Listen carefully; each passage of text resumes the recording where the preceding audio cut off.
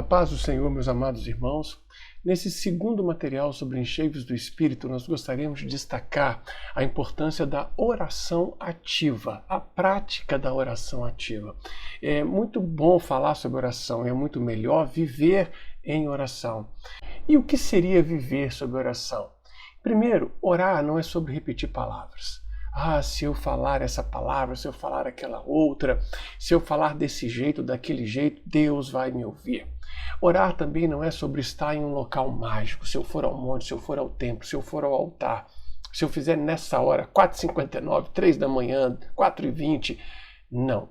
Orar também não é sobre pessoas mais poderosas do que outras. Porque se a oração de fulano, porque se eu estiver junto de...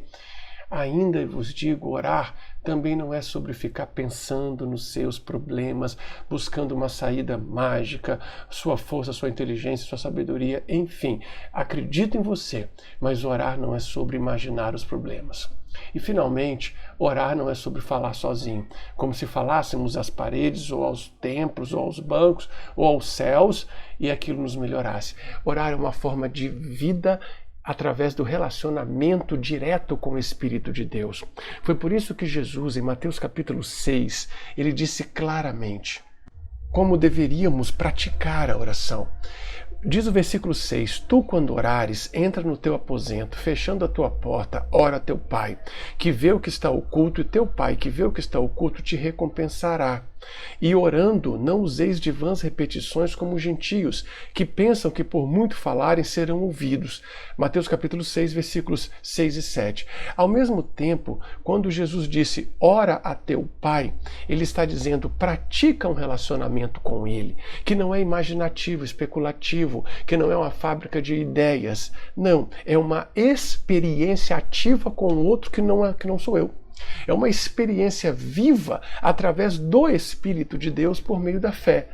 E ele prossegue dizendo, orando, não useis de vãs repetições. Por quê? Porque não são as palavras mais importantes, e sim o estado do teu coração e da tua fé. A um coração quebrantado e contrito não rejeitarás tu, ó Deus. A palavra de Deus também diz que os olhos do Senhor estão sobre os justos e os seus ouvidos atentos às suas orações, mas o rosto do Senhor é contra os que fazem os males. O salmista disse, se eu atender à iniquidade do meu coração, o Senhor não me ouvirá.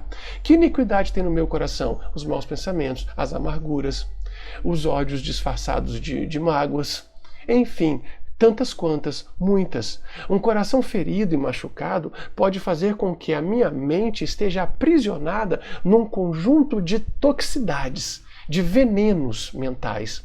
E esses venenos mentais obstaculizam a minha ação de orar. Por isso que quando você estiver orando, primeiro ponto fundamental, esvazia teu coração numa confissão de pecados, ou numa confissão de culpas, ou numa confissão de algo que o Espírito Santo te mostre ser nocivo ao crescimento espiritual e à sua fé. Isso está claro no momento que Jesus explica o ato de orar. Em Mateus capítulo 6, versículo 9, ele diz assim, portanto, vós orareis assim. Passo número 1, Pai nosso que estás no céu, santificado seja o teu nome. Ele chama Deus de Pai porque ele está ensinando o relacionamento pessoal, o relacionamento direto. O Pai Celestial que está ali, do seu lado, contigo.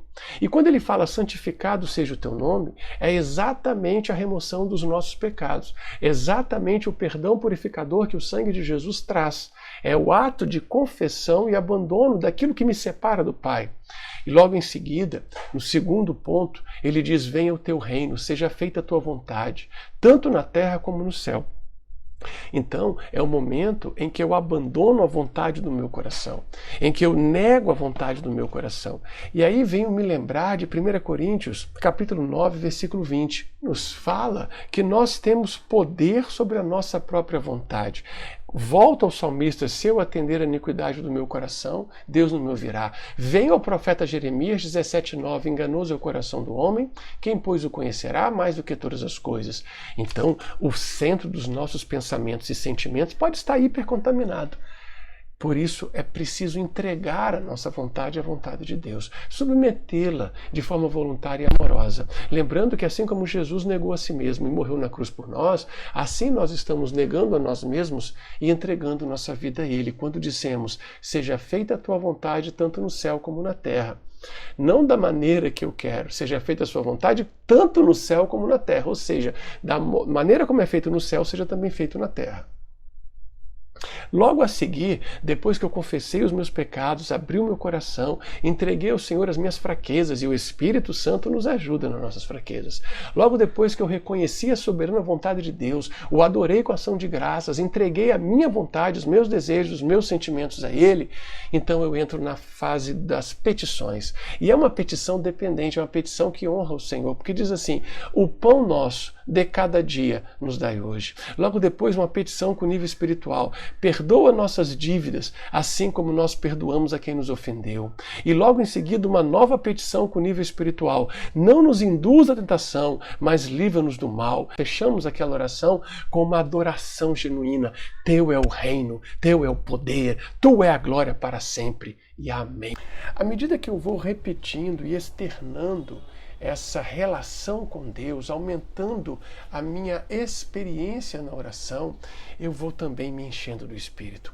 E é por isso que Jesus disse em Lucas 21:36, vigiai, orando em todo o tempo. Olha que coisa linda, em todo o tempo, para que sejais dignos de evitar a grande tribulação e estar em pé diante do Filho do Homem. É por isso que na primeira carta de Paulo aos irmãos de Tessalônica, no capítulo 5, verso 17, está escrito simplesmente, orai sem cessar. Que coisa maravilhosa para o nosso crescimento espiritual. Nessa mesma linha diz Efésios 6, 18-20, orando em todo o tempo, com toda oração e súplica no Espírito, vigiando nisso com toda perseverança e súplica por todos os santos e por mim. Essa palavra nos mostra que a oração é muito mais do que repetir palavras para Deus. É um modo de vida em que nos sentimos abraçados pelo Espírito Santo. Nossas forças são renovadas, nossa visão é aclarada, a nossa pressão é estabilizada e passamos a enxergar o impossível, enxergando as realidades invisíveis que formam aquilo que se vê, que nos transformam em homens e mulheres de fé viva e ativa, produzindo resultados extraordinários. Porque se vós estiverdes em mim, disse Jesus, e as minhas palavras estiveres em vós, pedireis tudo o que quiseres, e vos será feito. No século XIX, o Spurgeon pregou uma mensagem maravilhosa. Ele disse assim, disse o Senhor à sua igreja, abre bem a tua boca e eu encherei. Estava citando o Salmo 81:10. E ele prossegue, que com grande fé ofereçamos grandes orações. Misturemos o louvor e a adoração como se fosse um composto delicioso de temperos a ser oferecido no altar do incenso através de Cristo nosso Senhor. Não seria a hora agora de oferecermos uma petição de vasto alcance? Veio-me a sugestão de que orássemos por um reavivamento verdadeiro e genuína fé no mundo todo. Orar é mais do que falar, é agir e se tornar cada dia mais cheio do Espírito Santo. Orar é uma forma de estar cheio do Espírito Santo. Orar é uma forma de crescer espiritualmente, orar é uma forma de vencer. Orar é a melhor forma de agir. Deus te abençoe, siga em oração, melhore a qualidade do seu tempo aplicado à vida de oração.